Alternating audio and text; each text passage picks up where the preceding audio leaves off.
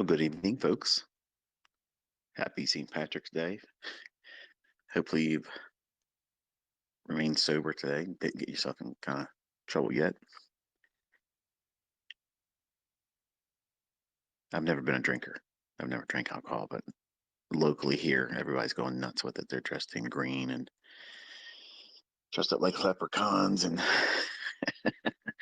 wearing kilts and such. It's madness. But I hope you're all doing well. I'm doing well today. The topic of this one here tonight,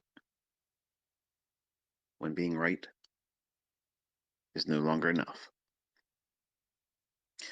Where are we going with this one? Where's this ride taking us? Well, one of the things that I receive a lot from students all around the world and comes up quite frequently is how to know when to take that leap of faith to start trading with live funds or a funded account. And while I don't have a definitive, this is how you know, it's more closely to the title of this Twitter space. When when you're able to read price action and you can see it and anticipate it and know what's likely to occur next, and it happens most times, and you're doing it consistently, you're not impulsively going into the charts and trying to pick the next fluctuation just because you're bored. It's when you're no longer influenced about pursuing being right. But that line that divides that, where you no longer are satisfied with being right. So when you're no longer chasing that, I need to be right, I need to be right, it's just happening by default. That is my opinion, the clearest indication that you're probably prepared, at least the earliest stages of it. As soon as you start trading with funds or even a funded account, I'm sure you're going to have that magical experience where suddenly it really matters now. It matters if you're right. And then you start that whole process all over again, desensitizing yourself to the pursuit of being right. Now, right is all right, I guess. Wrong is not necessarily bad, meaning that you can get into a trade, you can get into an investment idea, a setup, everything look like it's lining up for you. And as soon as you enter the trade, something just doesn't feel right. You give it a little bit of time, and then finally, you see enough to know that what you're looking at is not a viable setup anymore. And you do what is appropriate. You abort the trade, you turn it off, close it, it's done. Whatever loss, whatever result, you accept it. That's being wrong. But that's not being wrong in a bad way. It's being right about being wrong. And many of you, like me and everyone else that's come up in this industry, in the beginning, when you're trying to do your analysis, you want your analysis to be right because you think that right is always profitable. No. Think about how many times you were right about the direction, but got shaken out, stopped out, right about the trade idea, but didn't push the button. So you can be right and be wrong. So it's a matter of perspective. It's not a pursuit for you or me or anyone else that's in this industry try to tell the future with these candlesticks. It's not our endeavor to be right. Our endeavor is to be consistent, doing the same things that's been measured, studied, and has shown to provide a probability that usually ends up in what the past has shown, but that's not indicative of the future. That's that gray area. And you have to embrace not being right all the time and being right enough. But there's a time when you get consistent with your outlook on the marketplace, your timing, your selection, bias, all those things that they come in alignment. And when you no longer have any real concern, not that you are numb to it, because that's a totally different thing, but you're indifferent to it. Obviously, everyone wants to see the outcome be favorable for them, but there's this state of mind that you're going to reach, and you really won't know what this feels like until you finally get there.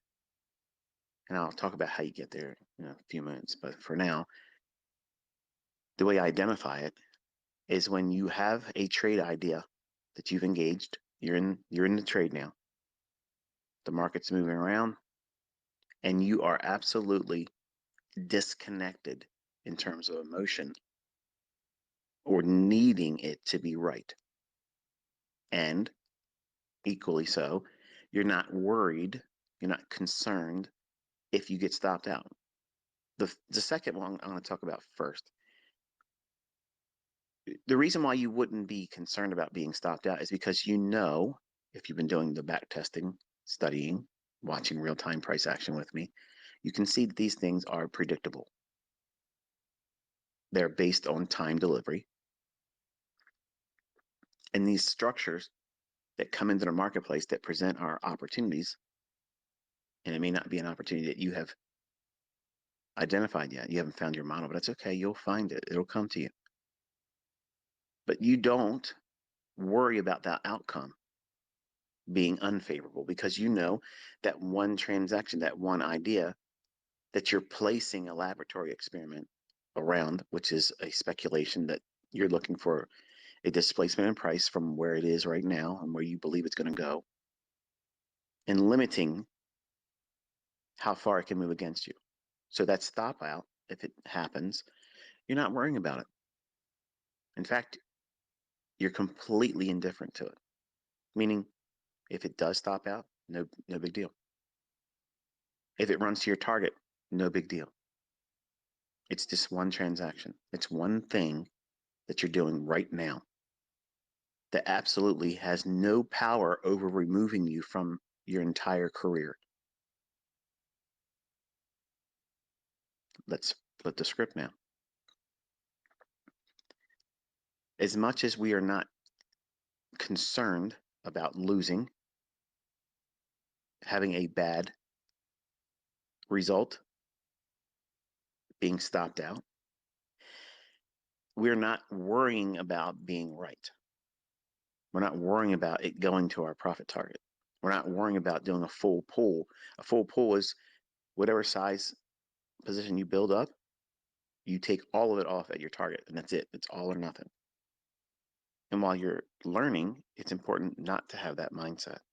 No matter who tells you otherwise, it's important for you to reward yourself incrementally. Over time, you'll know when the trades are really in your favor to do full pulls where you don't take any partials, you're just managing the trade with a stop loss. But that takes time. It also takes time getting past the point of needing to be right, because right doesn't equate to being profitable. It sounds like it's an impossibility because if you buy and it goes up, you should have made money, right? But you know that that doesn't always work like that. You get shaken out of it, scared or stop loss hit. But you're right. Remember, it went where you thought it was going to go. And when you're no longer looking at those moves where you were correct and where you thought the market was going to go, you had the draw and liquidity correct, the bias was correct.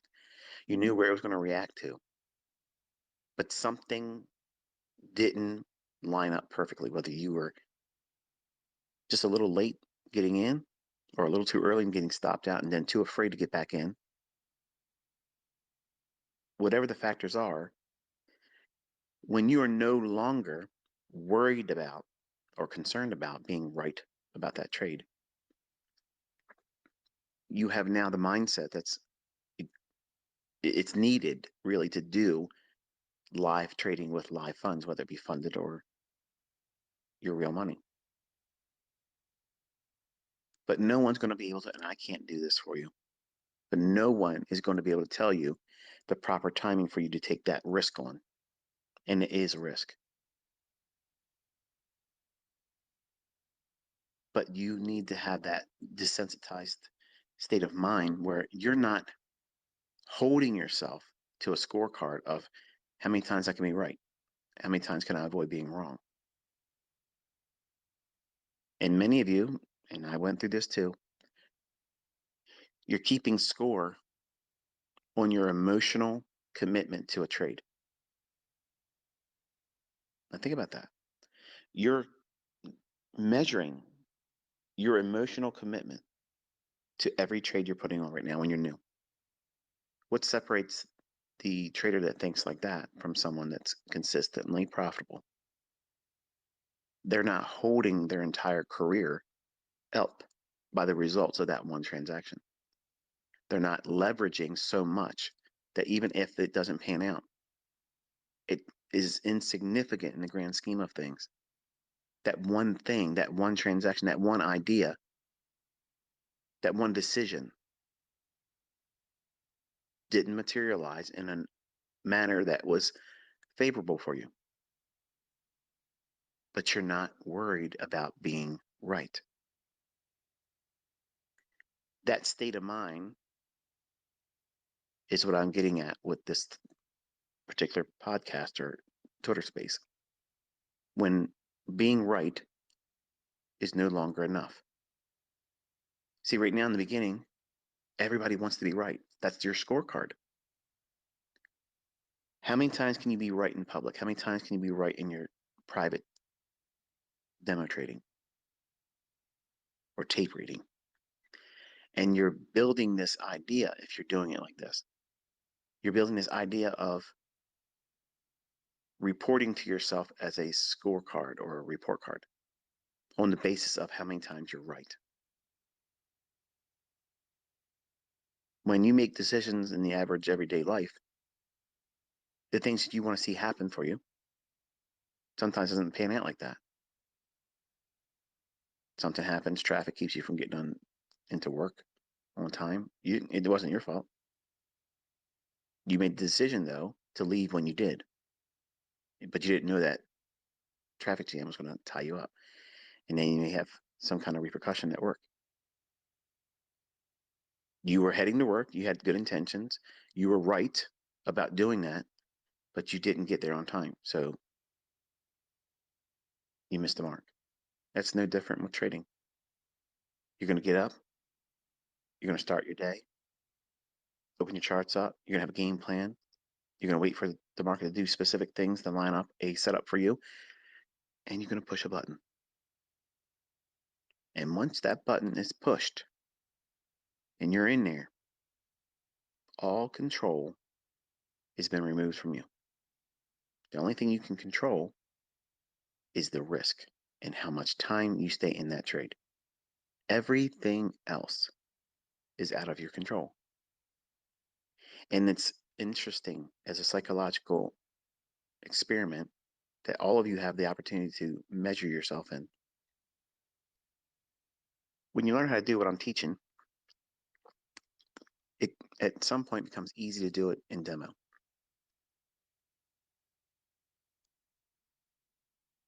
You get confident that you can do it consistently. Some time in the future for you, you'll decide when being right is no longer enough. You'll want to trade. You'll want to do a funded account, or you'll want to speculate with your own live funds. And when you push the button, then you don't have that blank void of, if I'm wrong, I don't lose anything. Now you have, I got to be right. Because if I'm not right, I lose money. And now where's your mind focusing? You're worrying about the risk too much. There's a great deal of acceptance that's required for us to do this with real money. And that risk is unfortunately something you need to embrace. You can't shy away from it, because if you are shy to risk, you can't do this in live funds.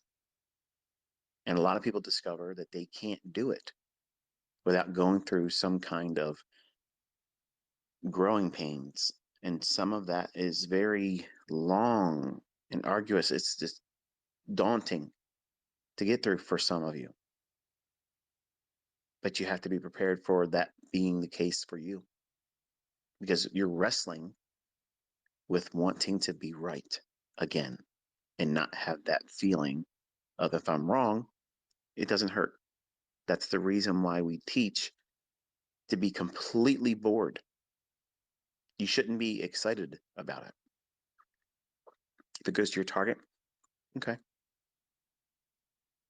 I mean, are you going to work every day thinking, man, look at this? I got here again on time and I get to spend all these hours again for the man. I hope he appreciates me. No, of course not. It's just something that you do, it's a routine. But you need to make your trading just like that. And the only way you can get it like that is by completely desensitizing yourself to the outcome, making it all about, am I following the rule? Am I following the protocol? Am I managing risk impeccably? Are you doing everything to preserve capital first and foremost? Because if you're doing that and your model is rooted in sound logic and things that I've been teaching and proving that exist in price action live, you have the best opportunity for you to submit to that process. And over time, this is why it's important, if you ever make the step or leap of faith into trading with a funded account or live funds in your own brokerage account, you start with a very, very insignificant amount of money. And you go through that whole process again of desensitizing yourself. Don't make it about, I got to make a 5-figure withdrawal. I got to make $1,000 withdrawal. If you start putting time limits on your goals in something like this industry, it makes you impulsive. It ushers in fear of missing out and plain old fashioned fear. You foster performance anxiety and you don't realize it's going on, but you're doing it to yourself. So the reason why I teach the way I do is it gives you the best probability of finding yourself in that sweet spot mentally where you don't care what the outcome is going to be. You know what you're doing is rule based. This is what time the market should be doing this. This is where the market should be gravitating towards, and this is the draw on liquidity. I'm submitting to that idea when I'm looking at the charts, and I'm waiting for something to be a catalyst that I've been studying for months and did back testing on. I see it, it makes perfect sense to me, and I know where to place my stop.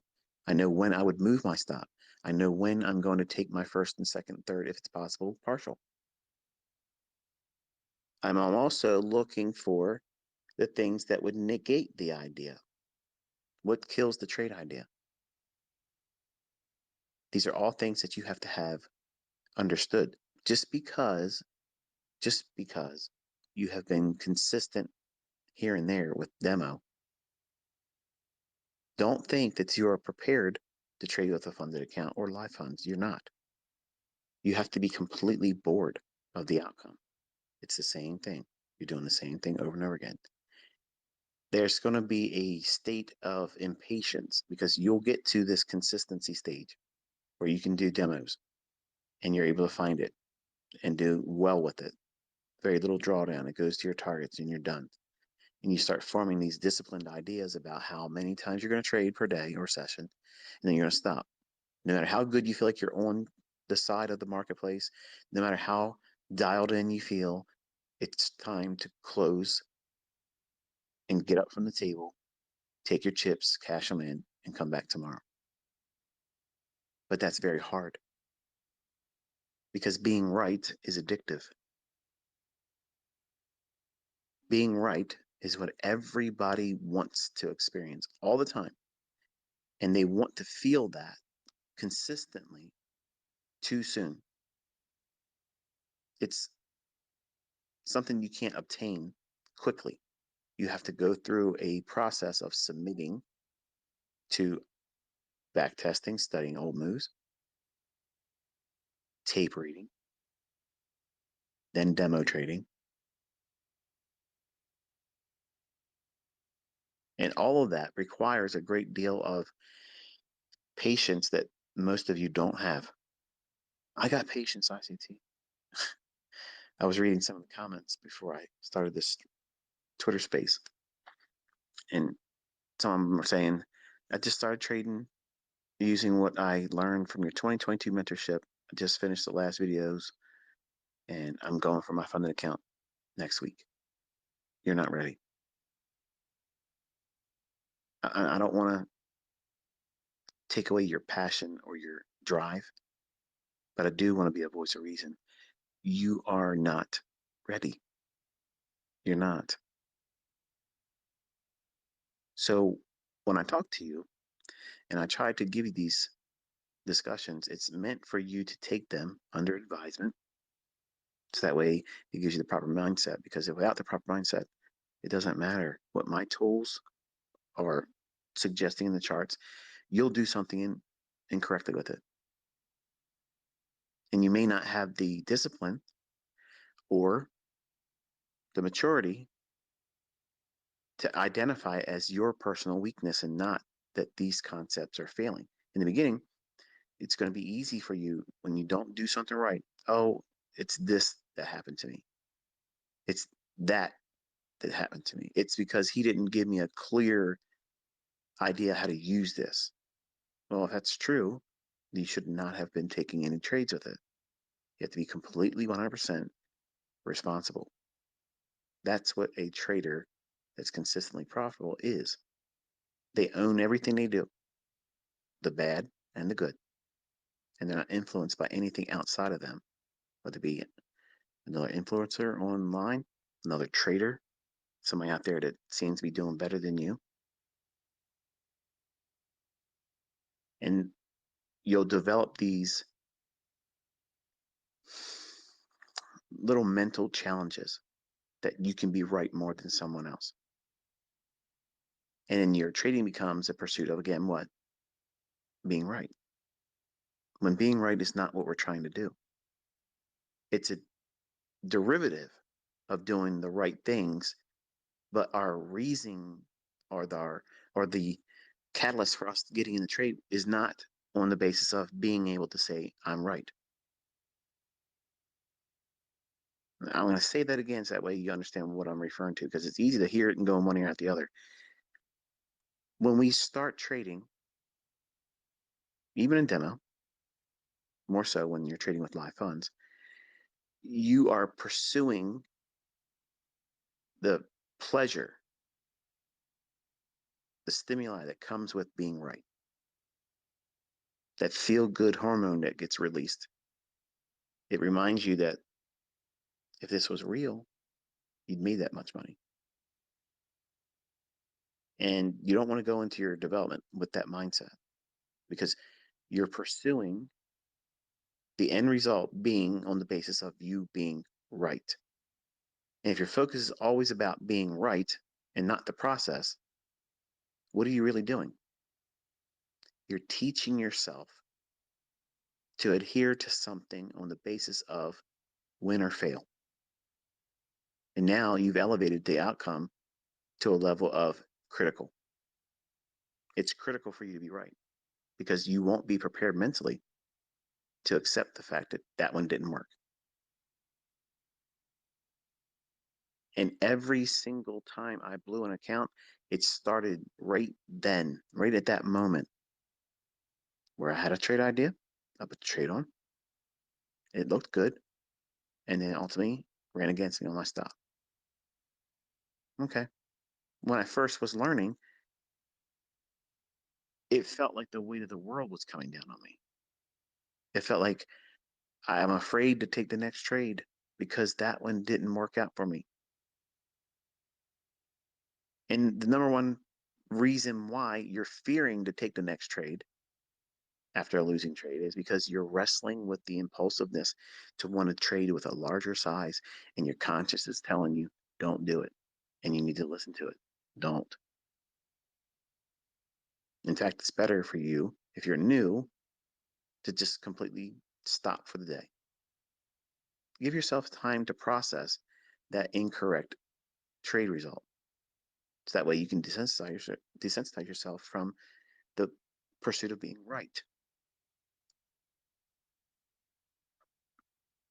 Because if you're trying to do your trades with the goal in mind that I'm going to be right, it's going to go to my target, it's going to go where I said it was going to go, versus I'm trading this model, I'm trading with this approach, and I'm submitting myself to this very thing here.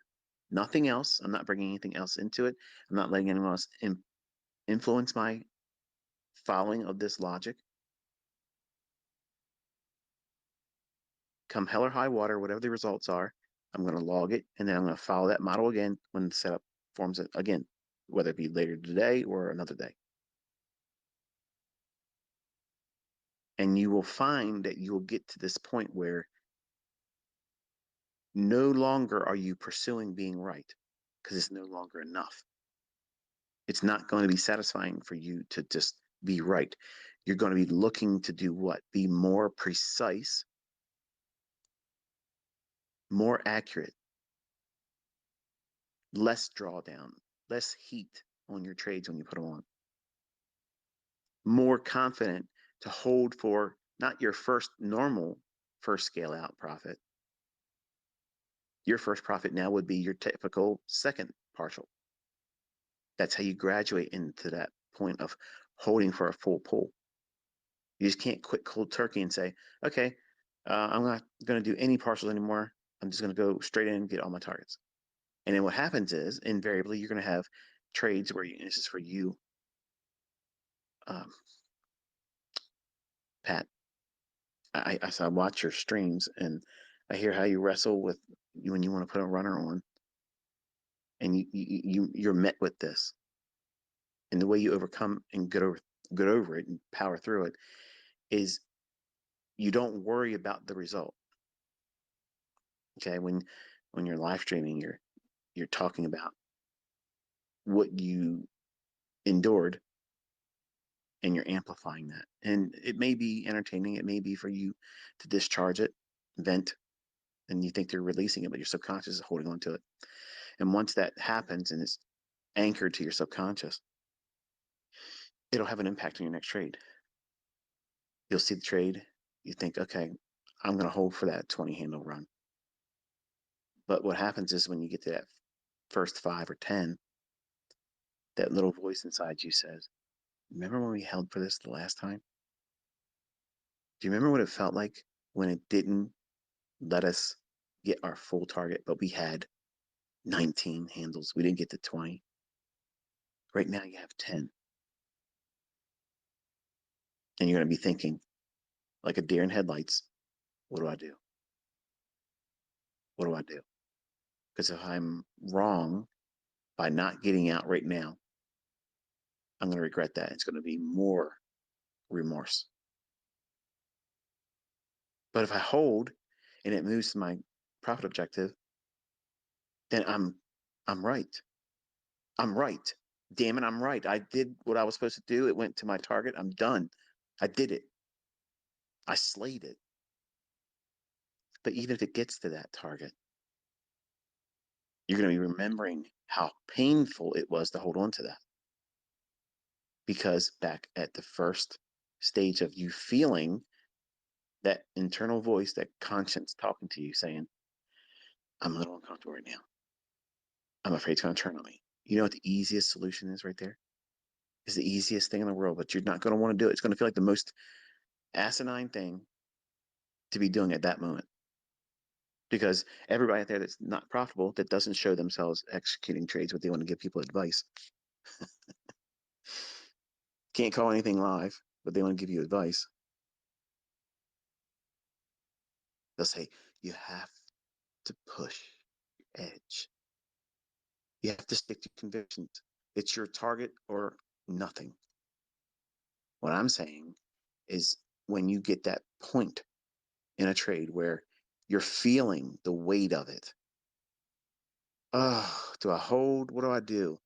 You know, what should I move my stop loss? When you start worrying, if you start feeling uncomfortable and it feels like you're juggling. Do I close it? Do I hold it? Do I move my stop? Do I move my stop back? Did I move it too soon? As soon as your mind enters that, at that very moment, you have lost the plot. You must, you must take half the trade off. But Michael, what if your self doubt isn't a bad thing? It's just the fact that you have grown in your understanding and your experience and you've been here before. And the trader in you is trying to listen to the analyst that's warning you, hey, we're in troubled waters right now. Yeah, it could go to our target. It could do that. But protocol says this is what we do. Standard operating procedure, SOPs, okay? Standard operating procedure says when the shit starts to get deep, take something off. How much ICT? Half. You're divorcing the trade, but you're getting something out of it. A runner's still there, but you're getting half off. Now you've banked half. If it comes back against you and stopped you out at your trailed stop loss, or if you were fickle about doing anything, just keeping your stop at original, it won't take you to a loss. You're not worrying about it. But if you wrestle with that and you're in that troubled water area where you're thinking about being right, you have lost the plot about the trade. You don't know you won't be able to realign yourself. And anybody that says, well, you can just, take a step out, get a cigarette break, go get a shot of liquid courage, go to the gym and just submit to it, see whatever happens. What's going to happen is you're going to stress. And that stressful endeavor that you're placing yourself through, you're teaching yourself to be fearful. And it's unnecessary. You don't need to do that. The way you master yourself, the way you conquer yourself and wrangle in these concerns about being right, you remove risk because that's the underlying thing. See, it's not a matter of can it get to my target? Of course it could. It could go way beyond what you were targeting. And it could come back on your stop. And it could just consolidate where it's at. All those things are possible.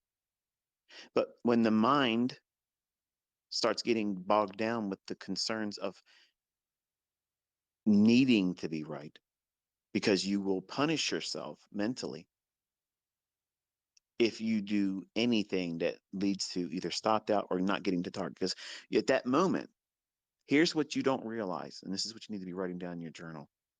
As soon as you get to that point where you're in troubled waters, and you're now taking more attention to what do I do? What do I do? If you're asking yourself, what do I do? And it's becoming physical, like your breathing increases, the rate of your inhalations.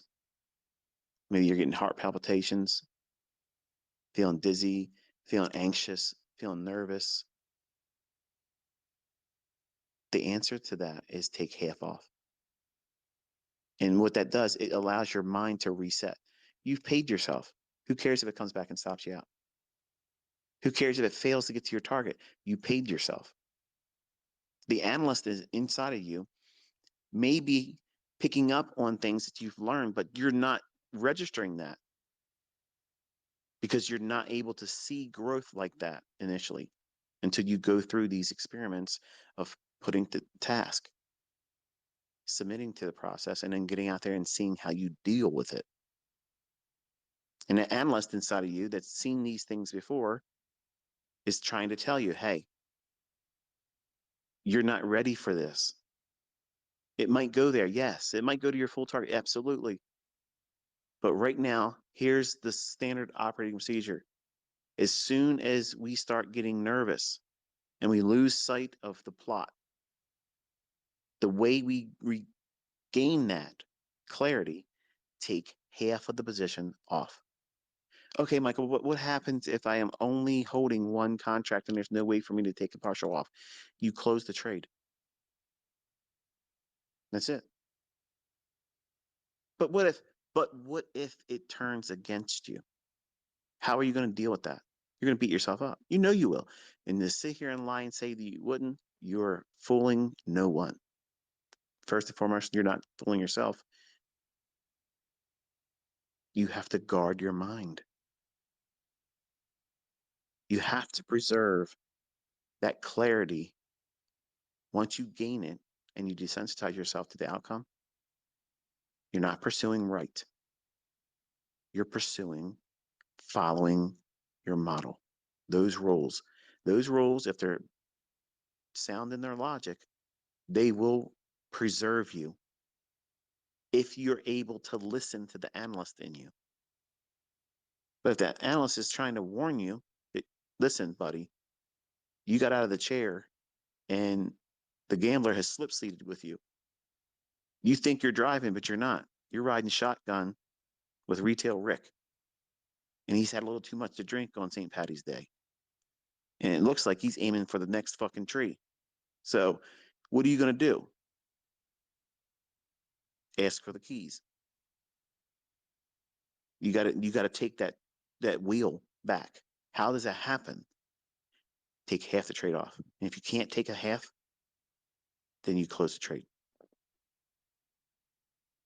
And then you congratulate yourself. You give yourself positive self-talk that you identified that you were in troubled waters.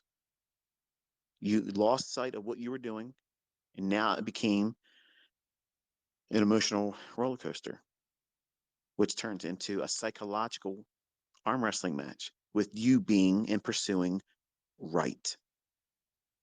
I was right.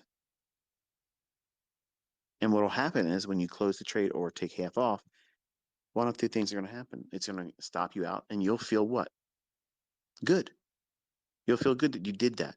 But some of you won't feel good about that because you'll be thinking, I should have took everything off and I would have had a bigger profit. What are you doing there? Pursuing being right. Instead of saying, I took half off, it came back and stopped me out on the remaining portion, whether it was at break even or in profit, matters not. You're going to go to the calculator and say, this is what I had on the trade right when I felt like that. I should have did this. That's not how you grow. That's how you poison your perspective. You create and foster anxiety, performance anxiety specifically, because you're measuring every decision and placing so much emphasis on the outcome and it needing to be right. You don't realize you're putting yourself in this mental prison. You can't you can't work efficiently in these markets where you're constantly placing so many limitations on you, placing all this unnecessary weight on your shoulders that you have to be right all the time. You don't have to be right. You don't have to be right. You have to follow a sound model and stick to that. And as a derivative, a default, as a consequence to doing that, you will see results. And those results need to be completely detached from emotion or psychological need, the necessity to be right. And it sounds hard. It sounds almost impossible right now, especially if you're new. But those of you that have gone through these experiences because you've traded with real money or funded account, and you got out there and you realized you knew exactly what you were feeling. It was a reminder that you did this too soon. But hey, we're here now. We are here. We showed up. Now we're going to show out. And unfortunately, you end up losing your funded account or you blow your account because you'll let that one losing trade do what? Take you completely out of the game. Now you have to do something bigger, much more monumental because you have to get a feel good moment. And you'll over leverage on the next trade, or you won't have a stop loss on because you want to be right. And you lose all clarity and you think that what you're doing in that next trade is going to pan out. You just have to submit to more drawdown, more time holding on to it. And what is happening is this: you are now holding on to a losing trade that you will not identify as, but you're going to be using the logic of your model, which is hold on to your runner. But because you took your eye off of the process of following that model, you're now applying part of the logic that you're using in trading, but you're holding on to the losing trade. You're submitting yourself to that trade, even though it's warning you and telling you, the analyst is talking to you, this is wrong. You know it's wrong, but you won't close it because you're not trading for profit now. You're trading for being right. You are arm wrestling the marketplace. That's what you're doing. You want to be smart in the eyes of someone else that you're going to share this with. And you're absolutely undermining yourself. And when you do more damage or blow the account, blow the funded account, your max loss day or whatever it is that takes you out of that, you will be miserable. You'll punish yourself. You'll relive those moments over and over again. And I can relive them all when I was 20, just like it happened yesterday.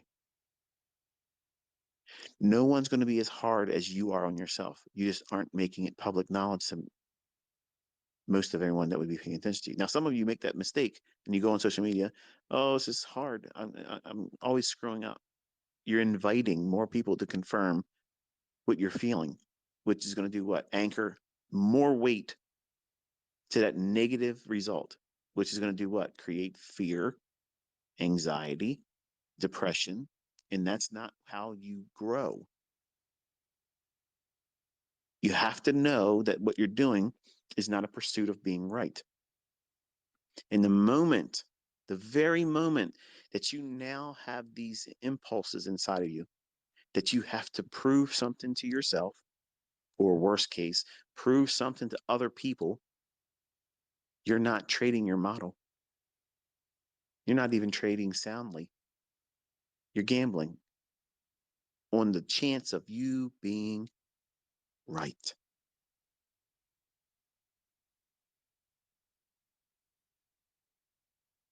You have to release all that.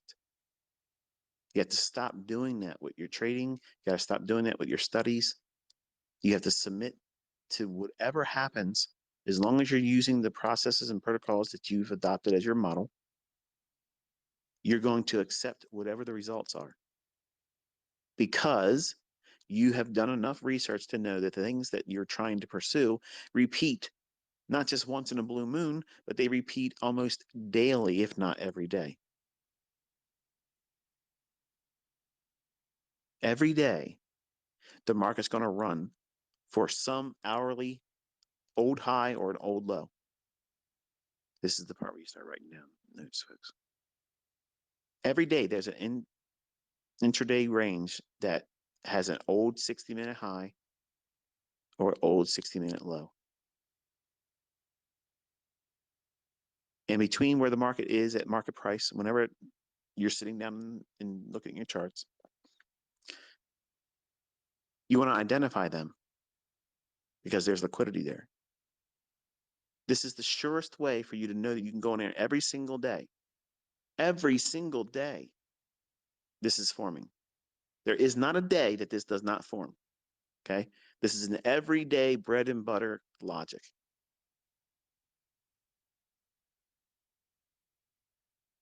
You mark out your 60-minute highs and lows.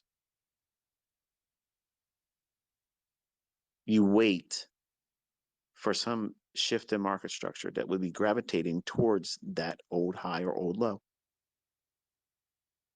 Once you have a shift in market structure, using just what I taught in the 2022 model,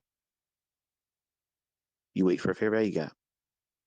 As soon as it trades into it, you engage. Half of the range from wherever you're getting in to that old high or old low, whether you're aiming for a bull move or bear move, matters not. As soon as it moves half of that range, half your trade comes off, stop the break even, and you submit to whatever happens then. That's it. That's all you have to do. That is a complete model. Don't risk more than 1%.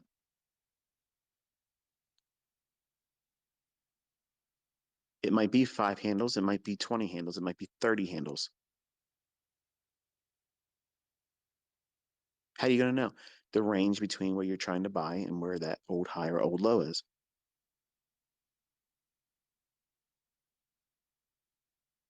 That fair value gap exists every day. Liquidity above old highs and old lows, below old lows rather, that's there every day. And you're complicating things. You're trying to bring all these things that I've taught, hoping that they're all going to do what? Allow you to accept no losing trades and be right all the time. And being right is a poison to a new developing student. Your goal is consistency. You want to be doing the same things over and over again, using a model that delivers consistently. Doesn't mean it's 100%. It just means over a large sample size. What's that mean? 20. 20 trades. 20 trades, you're about 70% on side. That's a good measuring stick. But what happens if I'm not 70? You keep working until you are. And then once you get to that point and you're 70% strike rate, how can that possibly be, Michael? Come on. That's too high. It's unrealistic. All the books say, I'm telling you, don't read into those books. Those books are written by authors that has sold a book. That's what they're doing. They're selling you a narrative, a plot. They probably don't even trade with what they're writing about. I walk into these live markets, whether I'm sitting on Twitter tweeting out the very candles that we looking for in the draw on liquidity, bending time and space to precision, and you see your chart printing it later on. That's not hindsight. When I'm on the live sessions, I'm calling the minute candles, explaining what's going to happen, and giving you the narrative. This is what you're supposed to be doing for yourself. You create these little laboratory experiments and you go in every day. Anytime you get a chance to study, that's what you do. And every time you record what you're feeling, how you felt. And the goal is for you to have indifference. You can't simply just write the word in your journal, I was indifferent to the outcome. You can't fake that part.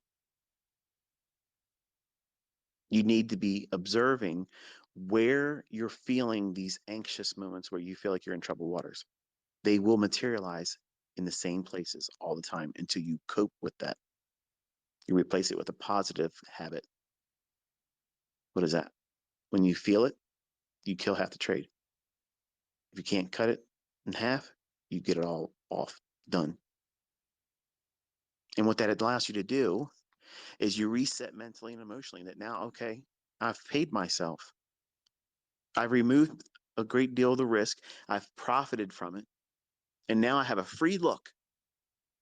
I got a free bus ride to get to my target if it wants to go there. But you don't know, and you're not going to know because you're now recuperating from what you just put yourself through, which was stress. If your trades are stressful, you're trading too big. Your risk is too much. The easiest solution to that, drop down in your leverage. I can get out there and I can find these 5 handle runs, 20 handle runs, 15 handle runs, 30 handle runs.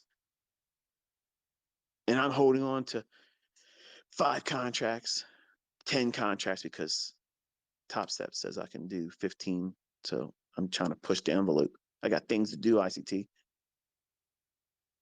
But it's hard for me to hold a trade. So I get out too early. What am I doing wrong? You're over leveraging. You're trading too big. You haven't given yourself time to grow up into 5 contracts, 10 contracts, let alone 15, what guarantees you're going to blow your account. That's what they want. I want you to trade with 1 contract. Look what I did with the TD Ameritrade account last year. A double D account, trading 1 contract with lots of losing trades to showcase my students. I mocked up, drawdown, put myself in situations they asked me to do. This is what I do, and this is where I fall victim to it. How would I do that? I went in there and actually did it with real money. Took 25,000 to over 50,000, 5.5 weeks, 1 contract. Now, $25,000 a month, that's probably good for most of you, even if you are doing well. And if you could get just 1/4 of that consistently, that can change your entire life. Imagine if your mortgage was paid, half your mortgage was paid, half your mortgage and a car note and insurance. That's a blessing. But much like trying to make those ends meet, some of you want to just be able to quit your job right now and get away from Carl and Bruce. And you're rushing it. And you're thinking that as long as I'm right, as long as I'm right, I'll get there quicker. And quicker is not the right thing. You got to be on time. It's the same goal you have when you go to work. You want to arrive on time, in one piece, prepared to do your job. You can't rush success. You can't. It doesn't work that way. And placing so much emphasis on arriving sooner than what's realistic. Think about it. When I used to have to go to work in the morning time, I had pretty much a straight shot because I'd get up really, really early. Drive a 45-minute drive, 40-minute drive in 20 minutes, speeding, admittedly. But I hated going home because I would be in rush hour traffic. Think about what you do to yourself sitting in traffic. You know damn well there's 150 friggin' cars in front of the one in front of you. You know that. But your limited myopic perspective is this asshole's holding you up. So what are you doing? You're riding on his bumper or her bumper, looking in the rear mirror. Yeah, look at me, bitch. Look at me so I can tell you you're so-and-so. What did you do? You lost the plot. You got emotional. You're demanding something. You can't move that wall of cars. And being angry about it doesn't move them faster for you. But yet here you are in your car, pissed off, cussing at everybody, ready to get out, swing a tire iron, and break somebody's windshield because it's holding you up. You're trying to get somewhere. And these people are doing this intentionally. They're holding you up and they're thinking about the same thing to the person in front of them. And that's what traders are doing when they get in the marketplace. They want to get somewhere too quick in impossible conditions.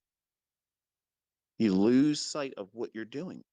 You get out there trying to prove to the world that you're better than somebody else, and you wreck your ass.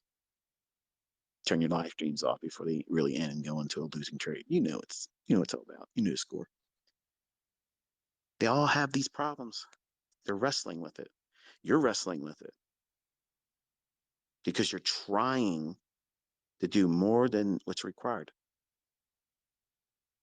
Follow the model, follow the rules, listen to the analyst in you. When it tells you you're in troubled waters, you do not flake out like you're in rush hour traffic, thinking that you're going to be able to bully everyone out of your way.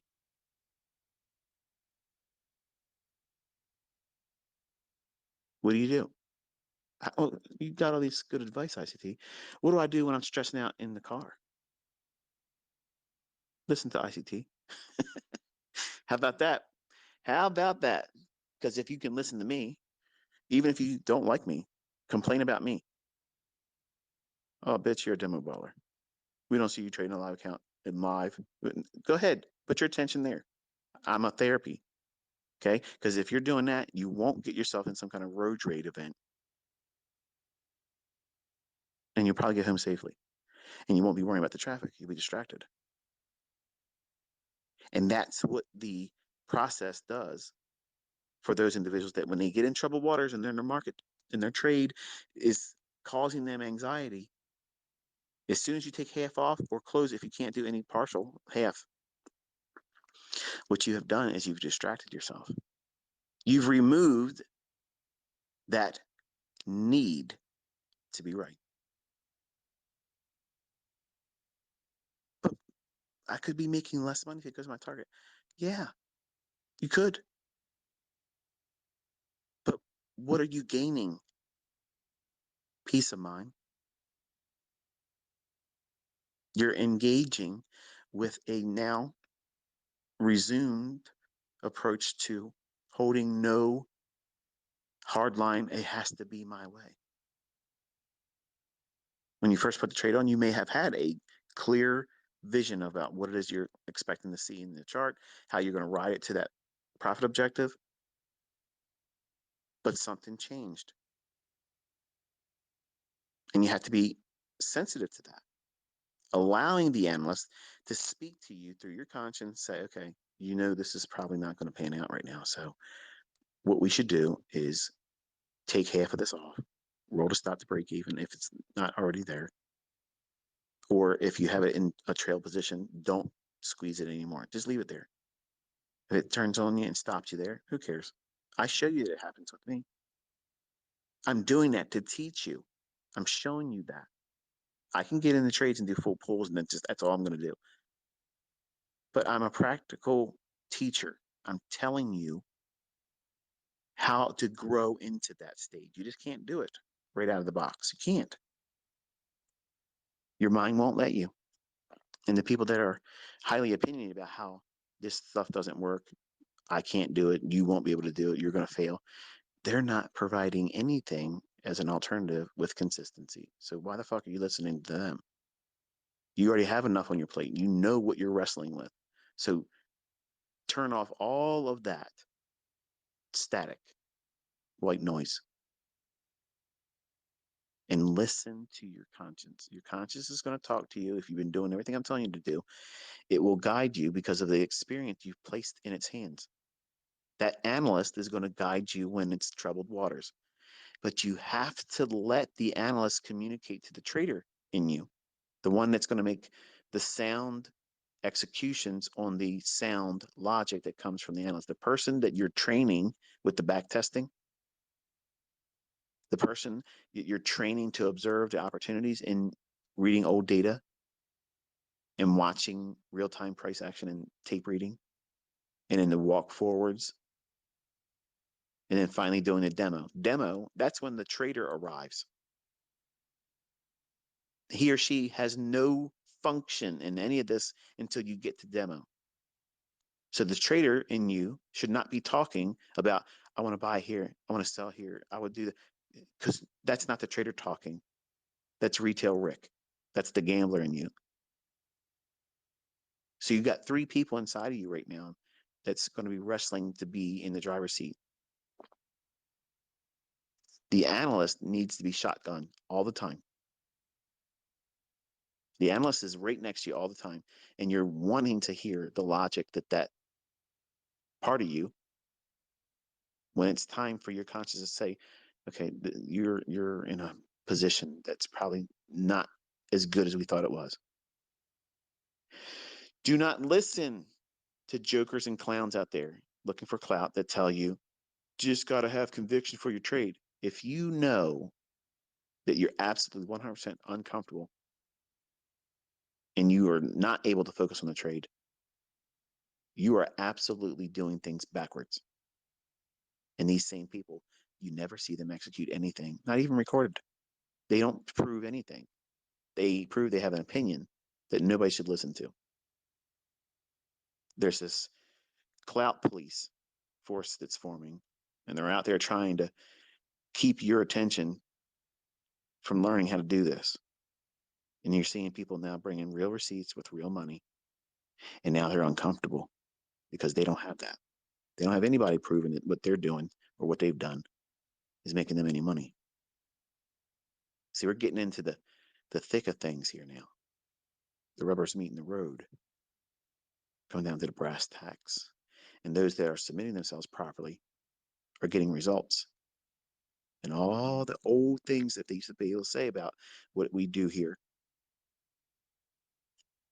they're finding that it's being met with a bulletproof vest, and it's wrecking ball proof, atomic bomb proof. You can't beat proof with real money, with real receipts, with real interviews from companies that pay these individuals. I don't own any funded account, so I'm not scripting anything. So they're doing something right. And that's the following of the process and the model. And you hear it in their own testimonies that they struggled, just like you're struggling too, but they kept pressing forward. I'm sure they saw all the things and hear all the things that all of you hear. You're never going to get it. This is becoming retail. This is never going to be retail. Look how many people talk about it. That right there is a testimony. As long as we got all these people hating on the idea, it ain't going to be retail. They want you to think that because they're insecure. They want you to feel like this is the worst thing for you to be doing. You should be following their garbage, listening to their bullshit. Don't take partials. Trade animal patterns.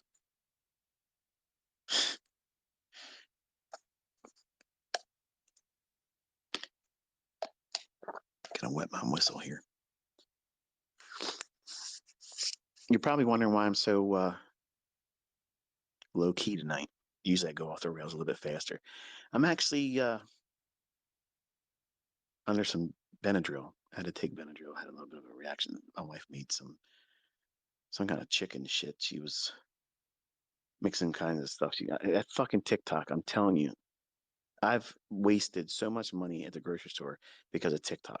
This woman watches TikTok, and every recipe that comes out, my house has got to make it, and she's got to ask me all the time, taste this, taste this. If she put something in there tonight, it caused me almost to not be able to do this. Kept coughing and coughing and coughing, so I had to take Benadryl. And I'm a little relaxed, almost to the point where I want to take a nap again. But I already took my 2 naps today, so that's our rabbit trail for this one. But you don't want to go into your trading constantly pursuing right. And you know already, most of you, doing that isn't getting you where you want to be. But you're wrestling, arm wrestling with the results of you trying to do that. You think, well, if I just do a little bit harder, I'll get through that because this is how trading is. No, that's how gambling is. Look at the people. If you had the opportunity to go to a casino, when I had my first year anniversary, we went to Atlantic City and we stayed at the Taj Mahal. And I literally only took $100 down to the casino. That's it. Because number one, it was my first time at the casino. I've never gambled like that.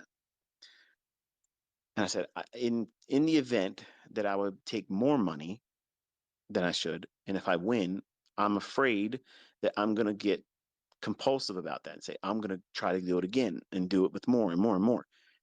So I purposely left all credit card, all debit card. I don't even use a debit card, but I'm just telling you, there was no means for me to take any money out of my bank accounts.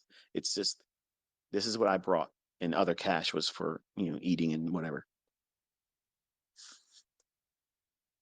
And I sat at that one-armed bandit slot machine, and every time I would get down to the last $10, I just want to lose it because I don't want to have to do this anymore. And I didn't want to do what? Get up and walk away. The analyst in me was saying, this is a waste of time. You're not going to make any money. And you're already just wanting to leave, but you're not wanting to get up because retail Rick is pulling the slot machine. But what happens if I get a jackpot? What happens if I win $2,000? The maximum thing I could have won on this was $2,000. And I would make it a little bit up to 75, 65, just under $80, getting back to the $100 that I put in the machine.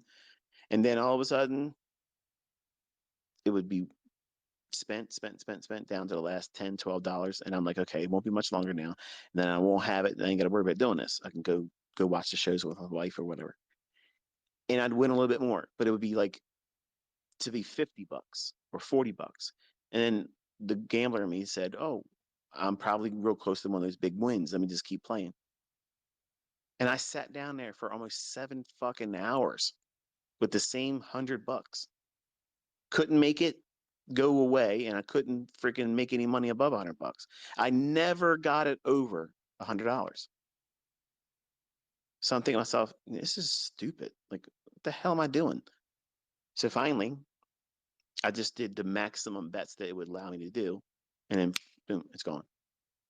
And I was relieved that that $100 was spent like that, because I was like, okay, now I don't have it. I won't be enticed to do what? Do another run of that and get caught up in that whole pursuit of being right. That's how I learned this. The whole discussion tonight was that moment in 2022.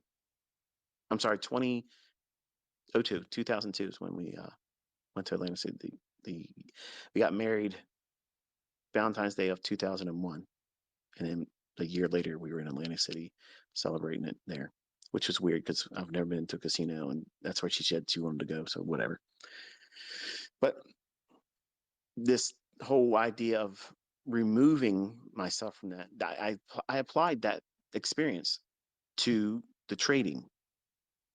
When I start feeling like I'm listening to the wrong voice in my conscience that's telling me to be acting on impulsiveness, what if? See, the analyst isn't going to do, okay, um, what if you make more money than we thought? Or what if this is a trade that we hold on for a longer time? The analyst is never doing that. The analyst is going to speak through your conscience to you and say, this is the rules, bub.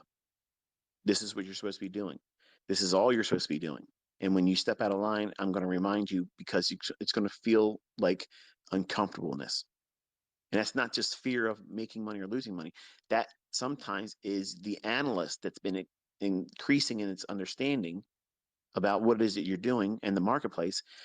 Don't cancel that out. Don't arm wrestle that, because it's sometimes the experienced analyst that you trained up to this point in your development, and it's going to be communicating to you through your conscience by saying, this is not what we should be doing. We should be doing this. And then what you're doing sometimes is you're allowing retail Rick, the gambler in you, and the trader to argue with one another, ignoring the analyst, which is the sound advice that you should be following. So how do you deal with that? Your plan needs to be written out. When I take a trade, I have a notepad next to me. I'm literally writing down target, partial, stop won't move until it gets to this price. That's it. So if I see something, some little flurry of price action comes in, boom, if it doesn't break the rules that I have written down for my idea, I'm not moving my stop. I'm not panicking, but it might cause a concern for me to feel like the analyst is saying, okay, we now are in troubled waters. What's the process? Half off.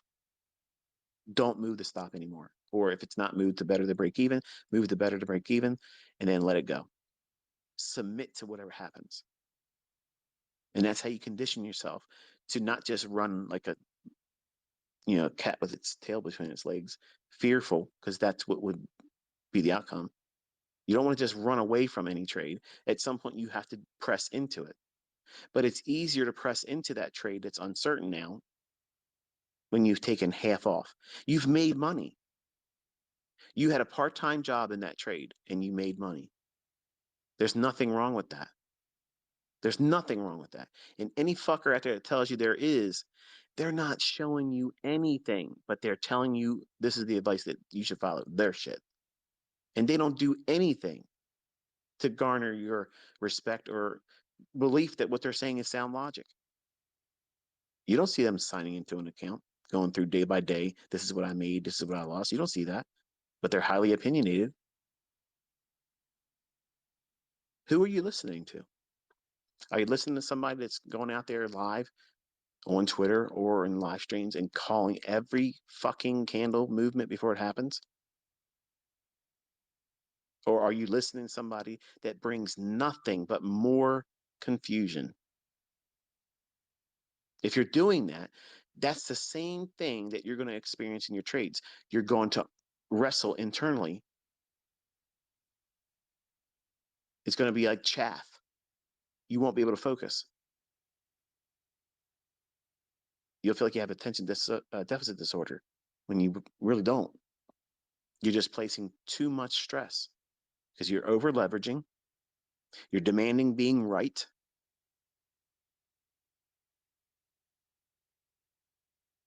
Easiest solutions. Cut half the trade off. You'll fix the over leveraging right there. You've funded yourself. You paid for that time in the trade. Your stop's better than even. And now you can submit to the outcome. I'm in a trade, ICT. I got this shit figured out.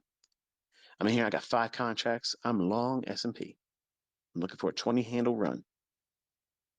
Around 12 handles in. Whew, what are we doing here? Anybody got any ideas? What do you think? You think it's going to go up? Let's do a poll. As soon as you feel that, half off. But I got 5 contracts. Take 3 off. Why not 2? Take 3 off. Shut the fuck up. Take 3 off. You've banked 3. Let the 2 run. If it goes to stop, it's okay. If it goes to target, great. Next trade. You got to wrestle yourself into submission to the model. Otherwise, the market and your weaknesses will wrestle you into submission to failure. You won't see it coming. Nobody ever sees it coming until it's done. And you're like, man, I knew at that moment, right? You'll know exactly what it was. And you'll know and you'll admit to yourself, that was the moment I should have did this or that. Damn it, why did I do that? Now I got to do a funded account reset. Now I got to go put more money in the account.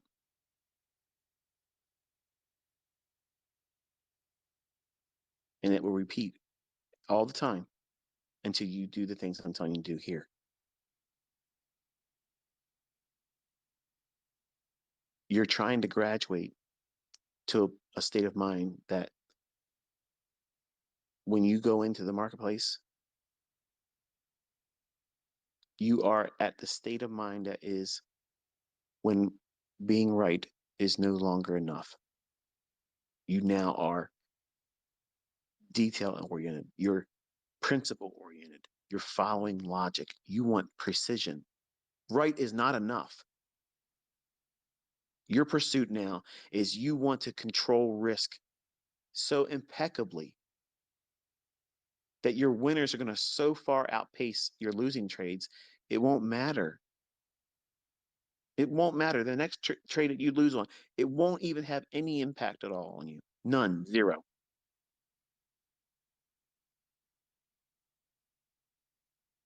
People might talk about it in passing. Oh, yeah, you gotta let your profits run, trade your plan your trade. This all sounds great. But how do they engage? Do they trade recklessly? Are you trading recklessly? Are you throwing everything out the window because now you have a funded account or a live account? The things that you were doing in your demo that were consistent, the only thing that's changing when you go into live funds, because it's still live data you're trading off of, the only thing that's changed is now you have potential reward and potential loss. And you have to grow into accepting that. And it's not easy. For some of you, it's going to be next to impossible, but you have to graduate into it slowly. Whatever the least amount of money you can put in on a trade, that lot size, that's what you trade until you're absolutely bored. And then you go up one more contract, trade like that until you're absolutely bored. And you do it again and keep doing it again and again until you can get to the point where, oh, wow, I can be in 5 mini contracts making $250 per handle. All I got to do is get 4 handles and it's $1,000. And you'll see that making $1,000 a day doing that is easy. But it's hard for you right now because you're going to feel what? As soon as you put a trade on with 5 contracts, you're thinking, shit, my ass is puckering. What is going on? I don't know if I'm supposed to hold this or get out. It's moved 2 ticks. Shit, it just moved 2 ticks. What am I going to do? 2 ticks. Am I long or short? What the hell am I doing here? Did I put the stop on right? You're going to be thinking about all kinds of shit. You're going to feel completely like a noob. What's changed? Potential reward and potential profit is the greed. Potential loss, potential debit to your account. That's your potential wreckage. Now, instead of saying, okay, is price confirming that it's continuously moving in my favor? And is order flow still on my favor in my own side? That's where your attention is. You're not looking at the profit and loss little button on your screen. How much money am I up and down, up and down? You do that, you're done. I just do that to show you eye candy to hold your attention in the early stages. You don't need to see that once you understand what you're doing because you can clearly see, okay, it's moved in your favor.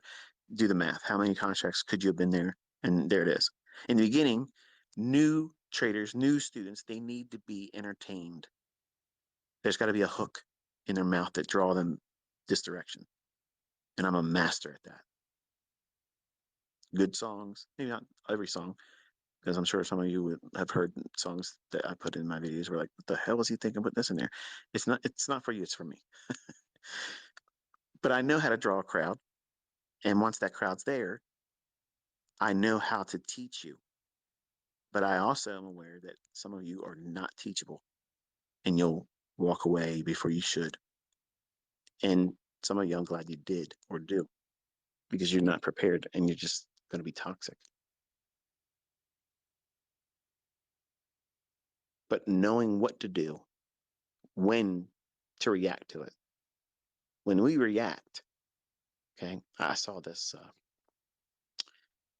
I can't remember the guy's name. He's a YouTuber. He tweeted, "Your job as a trader is not to predict the future, it's to react to price." What the fuck kind of logic is that? Like, that literally encapsulates retail trading right there. That's it. That's it. That is retail trading in a sentence. What you're saying by saying something like that, or if your thoughts are in alignment with that, What you're essentially saying is there's no way to know where price is likely to go. So fuck it, let's gamble. That's exactly what you're saying.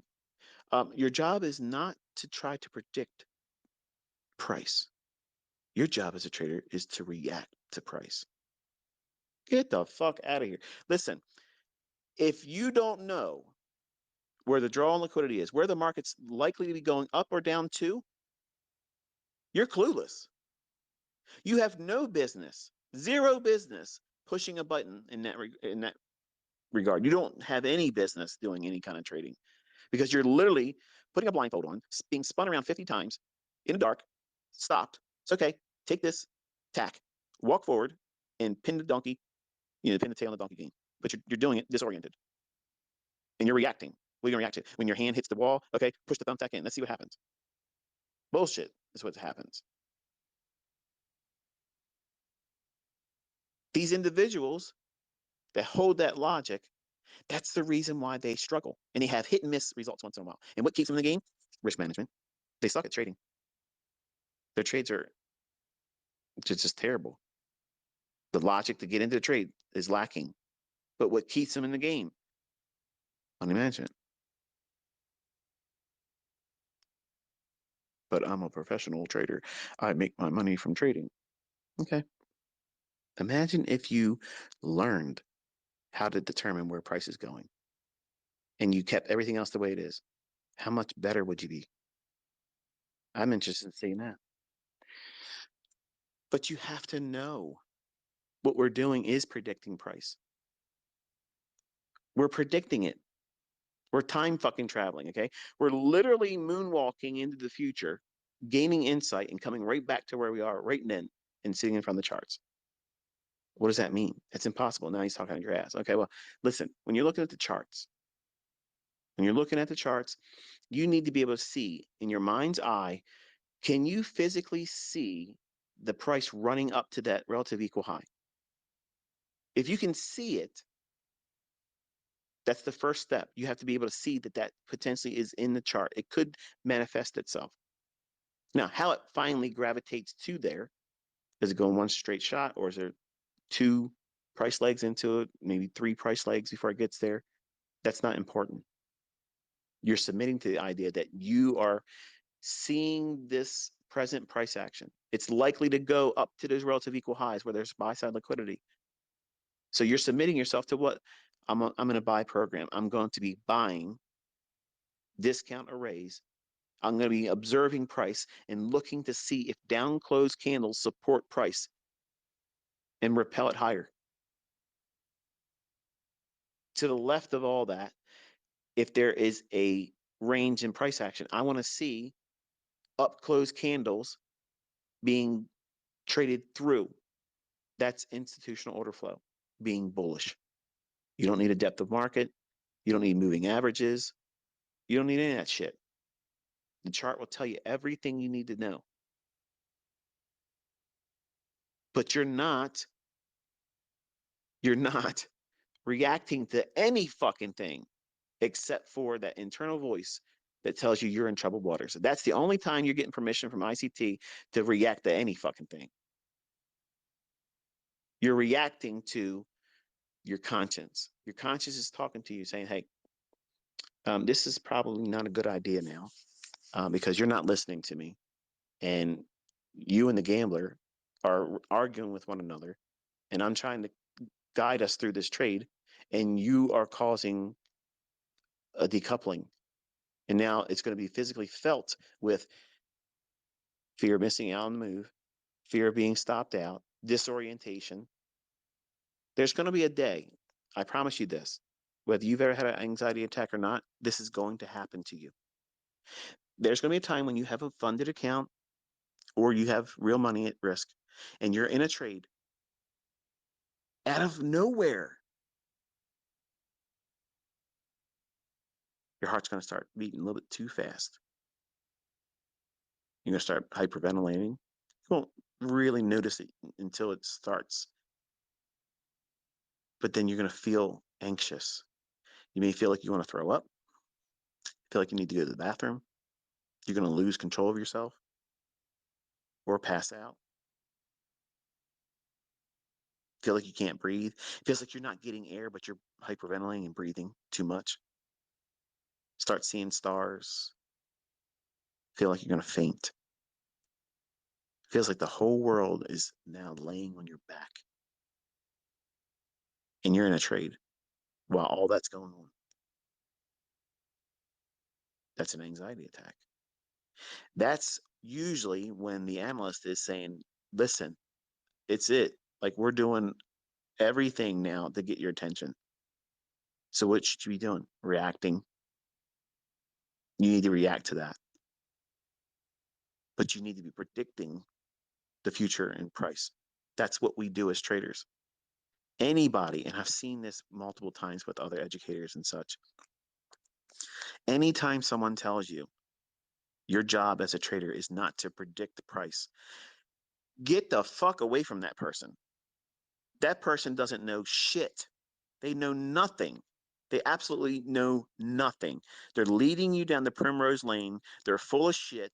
They can't do it, and they're just trying to justify their own ignorance, period. That's the way it is. Someone in this industry tells you your job is not to try to predict the price. What the fuck are you doing if you're not doing that? How are you not trying to predict the future? If you're bullish, what does that mean? That means you're a buyer. So you're what? You're predicting that price is going to go fucking up. What kind of shit is that? Your job is not to try to predict the future, but to react to price. No, no, no, no. We are predicting where price is going to go. We are anticipating that prices are going to go to a discount when we're bullish. We're going exactly where the fuck we're trying to buy. We know exactly where our fucking stop loss is going to be. We know exactly why the fuck we're expecting it to go up. We are not reacting to shit. Period. That's just the fucking way it is. That's the reality. That's trading. That's the real shit. That's in the trenches, real fucking trading. Any fucking body that tells you anything apart from that, you unfollow, you fucking tell them to go fuck themselves and stop spreading misinformation. That's how you handle that shit. Period. That really fucking gets under my fucking skin, man. Like, I don't like that because that's ignorance. That's fucking class A fucking ignorance masquerading as fucking wisdom. Get the fuck out of here, man. That's fucking Sesame Street fucking wisdom.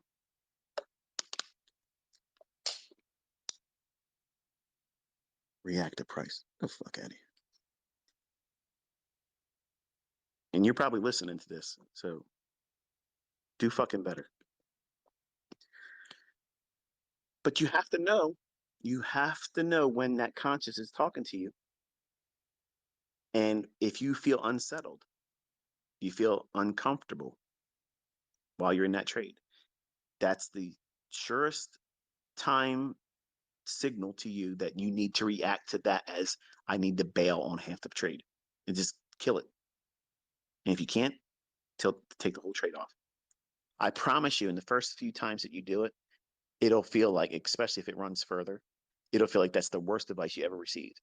But I promise you, it will serve you better than anything else because it takes so much more for the human mind to go through that stressful endeavor of holding through that shit. When you're new, you don't have any experience. You have none. You're going through it. So yes, at some point you will have to submit to it. But initially, when you're developing, when you first get that first experience, you do not dig your heels in and say, I'm holding on for dear life. You master yourself. You reward yourself. You've taken the risk up to that moment. You've submitted to the trade idea up to that moment. But something is occurring and you don't know. I don't know if it's your experience that you've now gained that's trying to communicate to you through your content saying, okay, this is no longer a viable setup. You don't know that yet. So the first instances of this occurring in your development and you're in a live trade where you have real money at risk, you take half the trade off. I promise you that's the best advice that you're going to get regarding that moment. that instance of where you're in there and you feel like you're completely out of control. You can't focus. You can't come to the decision of get in, I'm not get in, but stay in the trade or get out. If you're in that arm wrestling match ever, and it's a live account trade when there's real money, and you are wrestling with should I get in, or I'm sorry, should I get out of the trade or should I hold on to it? If you are completely wrestling with that and you can't even focus on what price is doing right now, you're being distracted by that. So you won't be able to watch order flow. You won't be able to receive the information that price is going to tell you because you're watching the likelihood of you being right slip out from your hands. And that pursuit of being right overtakes the logic that puts you into the trade or would keep you in the trade.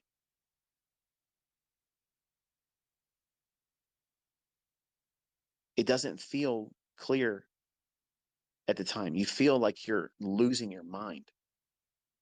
And if you're in a panic attack or an anxiety attack while it's going on, it makes it worse. But I promise you, 10 minutes after you close the trade or take half off, it goes away. You'll see things a little bit clearer. If you're in panic, if you're disoriented in a trade and you start worrying about whether you should stay in or get out, half the trade comes off. Walk away, minimum 10 minutes. Whatever's going to happen is going to happen. If it comes back and hits your stop, who cares? You're comfortable with that. If it goes to target, who cares? You were expecting that anyway. But 10 minutes. Because what happens is if you remove yourself from the stimulation that causes the anxious moment and would have thinking, you've now immediately reacted to the emergency that your mind's saying that you're in when there really isn't. There is no emergency. But you don't realize that at the time. So to master yourself and your emotions and the psychological warfare that you're putting yourself through is you take half the trade off, make sure the stop's at better than break even, and you submit to the rest of the move. Whatever happens, happens. But you must walk away, leave the room where your charts are, minimum 10 minutes. It's going to feel like you want to rush back in there and just peek and see what's going on. Don't. Do something else. Take a walk, go grab something to drink, stretch out. Let 10 minutes pass. All of the adrenaline, the cortisol, all those hormones that your body's releasing, they'll burn off in 10 minutes if you do something other than what you were doing, which is standing still like a Ferrari in park, but with the acceleration pedal down to the floor. You're tearing the engine out. It's not meant to do that. And the only thing you're going to do is keep that panic attack going until you're probably going to get sick, pass out, or feel like you're dying and call an ambulance for nothing. And between the time you call the ambulance because you feel like you're dying and you're having chest palpitations, tightness in your chest, tingling down your arm, I would always get this tingling in the corner of my left, like the corner of my left side of my mouth. It would start tingling, and it would be like this numbness, tingling feeling that goes right up, like you were drawing a smiley face on the right side of my mouth, from the corner up to my left eye corner. It would be like a pathway of numbness right there, and all that was adrenaline.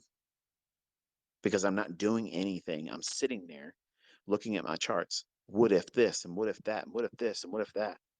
And I'm basically scaring myself, and I'm releasing adrenaline, but sitting still, doing nothing to burn it off. Your brain says there's an emergency, fight or flight. Fight or flight. Let's get it on, or let's get the hell out of here. And what am I doing? Sitting still, looking at something that I'm constantly telling myself there's an emergency. I need to make a reaction and decision. What are we doing? And I'm doing nothing. I'm what if thinking, what if thinking, and what if thinking. And then finally, cortisol, that hormone's released in my bloodstream. And now I start feeling physical symptoms, chest tightness. I'm breathing faster because my brain's been told there's an emergency right now. And I've released adrenaline. Now my heart races faster. And cortisol is a stress hormone that once it hits your body, you're completely in a different state of mind. You will start feeling physical symptoms. Palms will be sweaty. You'll start maybe trembling, dizziness because you've blew off all your CO2, but it feels like you're not getting oxygen, but you're just too low on CO2. You blew it off. The exhaling too much. You ever see the people breathe into a paper bag? What that does is it helps regulate your blood oxygen level with the CO2, so it's balanced. You have to slow your breathing down. Take your attention onto something else. And I mentioned over the summer last year, I said the way you beat a panic attack is have a sweep second hand on your watch, and you feel your pulse, and you watch the sweep second hand, and you count. And what you're doing is you're taking your attention away from the things that you're scaring yourself with.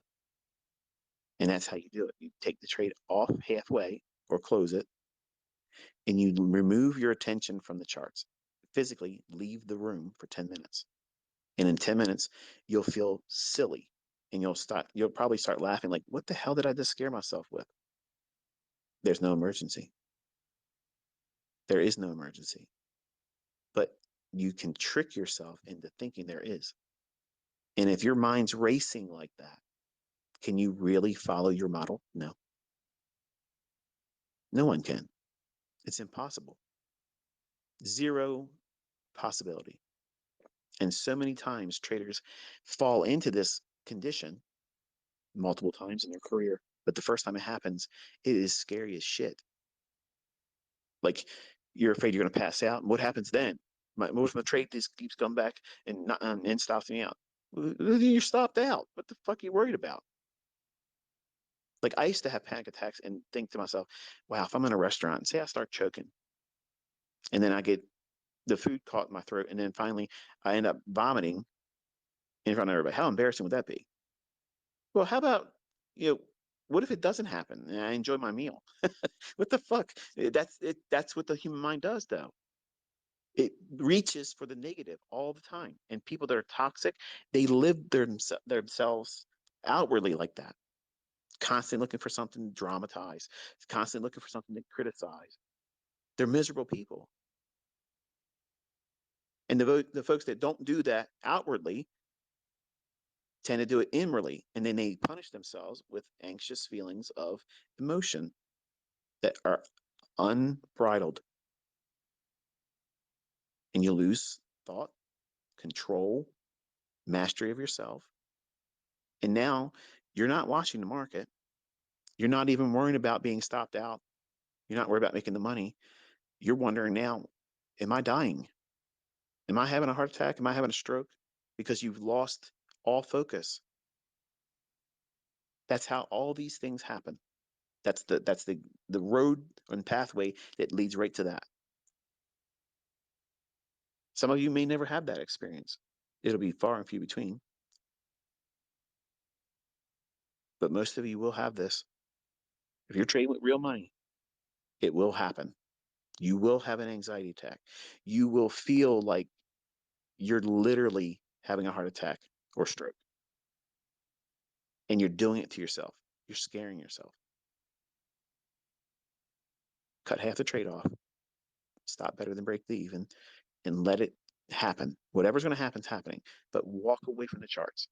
The stop's there to do its job. The limit order will be there to get you out. Stop looking at it and give 10 minutes for your body to regulate all the hormones.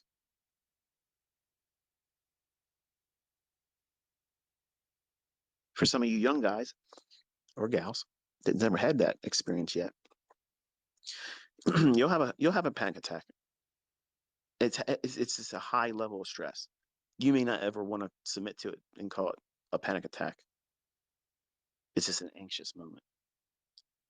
But if you have racing thoughts and physical symptoms of wanting to pass out or stroke or tingliness up and down your arm or whatever, that's adrenaline.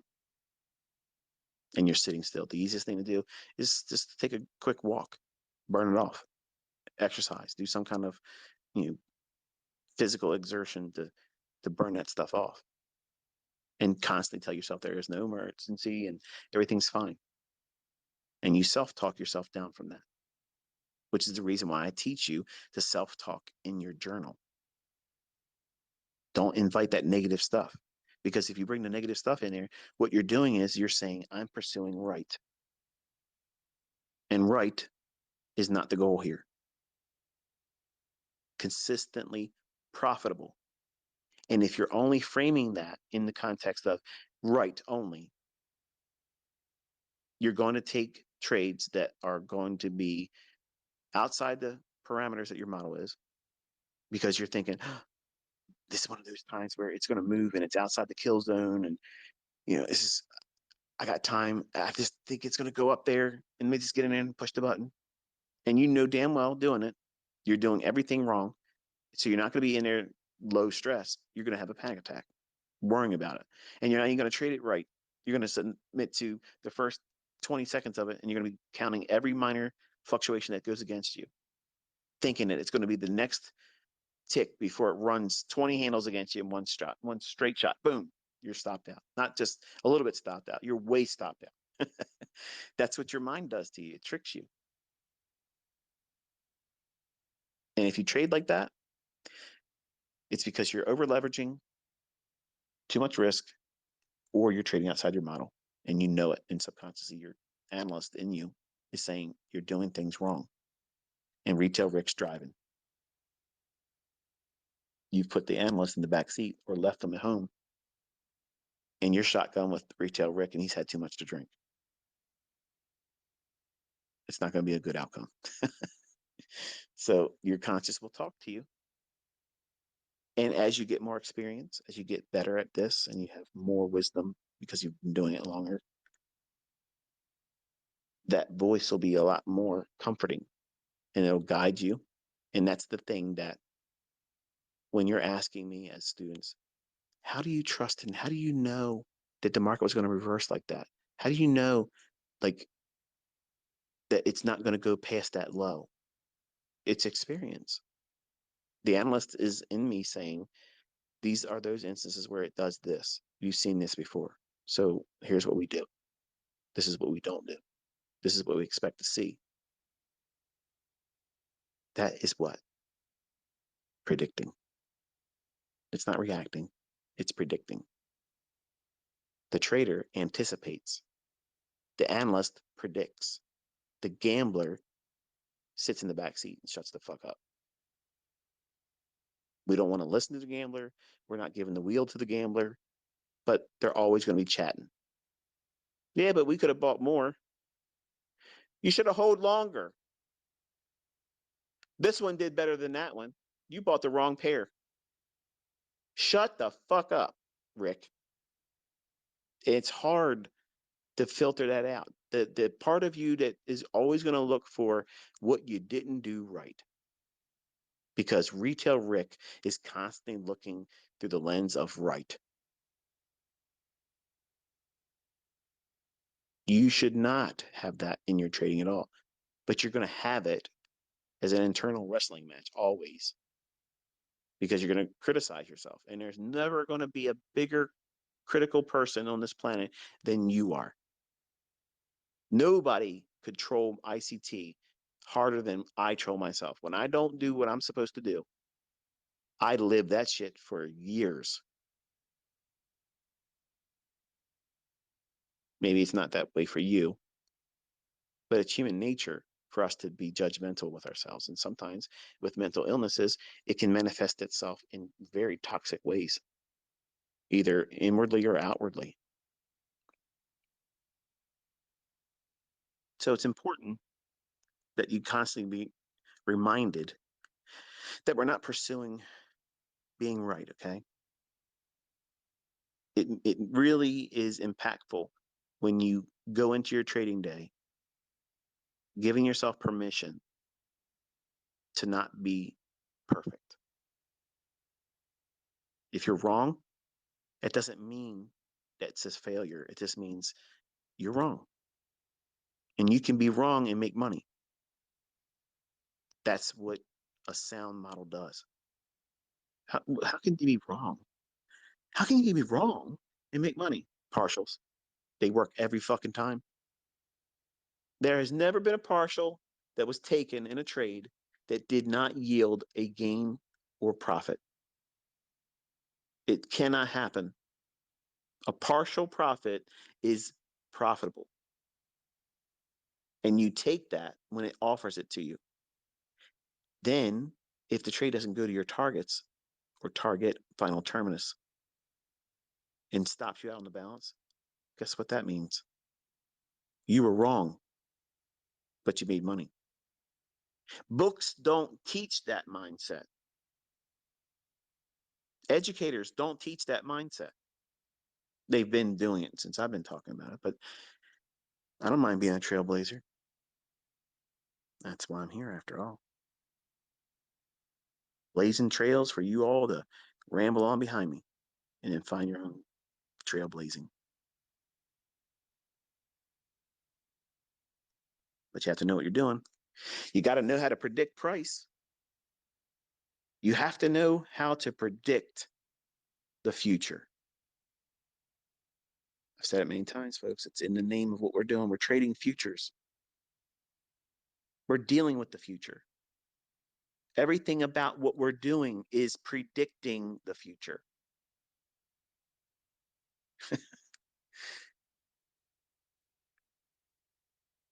But when you don't understand how to predict with a great deal of consistency what the future is likely to do, then I guess it makes sense for someone to have the mindset that your job is not to predict the future because we don't know how to do that.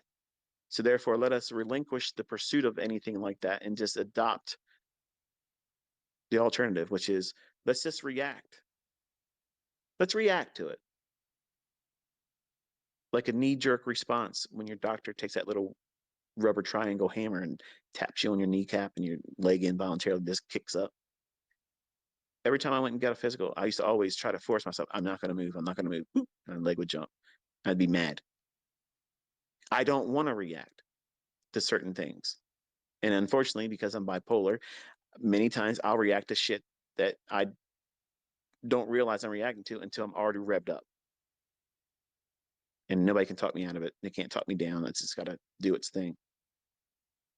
But in trading, it's the only thing in my life that has been a means of talking, engaging, and being able to be the closest thing to normal that I can imagine as someone as a bipolar person. It's very difficult for me to stay balanced for a long period of time. And if I'm watching price action, all of my focus, all of my attention is on these fluctuations inside these candlesticks. And if I'm talking and providing a narrative, in my mind, when I'm doing the live stream, like the live sessions, I'm talking to you about it, I'm literally talking out loud the things that I'm thinking. Like that's exactly what it's like in my head. Look at the Twitter spaces. I don't shut the fuck up, except for catching my breath once in a while. That's what it's like in my head. Nonstop, every waking conscious moment, my mind is constantly going. There's never a period of quietness unless I'm meditating and I'm only able to wrestle with 3 or 4 things then, not 500 of them all at one time. So price allows me that beautiful distraction and my attention is there. And I'm literally talking to myself internally the very way you hear me talking over the charts when I'm doing the live streams. I'm just saying it vocally. I'm audibly making it come out of my mouth, whereas it's just in my head. I'm saying everything just like that nonstop. I'm looking for this to do this. I want this price to be here. I don't want it to go past this candle here. It can touch that. That is reading the tape. That's why I call it that. You don't need a depth of market. That's not reading the tape. That's looking at a gimmick. I'm looking at price. I'm reading price. I'm reading the minds of everybody out there looking at that same chart. Like Dr. Xavier. He goes in there and puts his little helmet on. He can get out there and get in everybody's head. That's what ICT's doing. When he's watching those 1 minute candles, I'm in all your heads. I'm the ghost in the machine. I'm in there hijacking shit. I'm in there overriding retail logic and being on the other side of what they're trying to do. I know what they're thinking when they're thinking it. I know where they're placing their stops. I know why they're going to move their stops, when they're going to move their stops, what they're hoping to see in terms of where price is going to go. As much as they don't want to say they're trying to predict price, they may not say it in the circles they hang around in, but they're trying to predict price. And I know what they want to see in price. And when I see what I know is likely to happen, and it's wrestling with that logic that they're holding on to, hoping with gimmicks and bullshit, I have a high probability trade. That's the ones I tweet. That's why they work.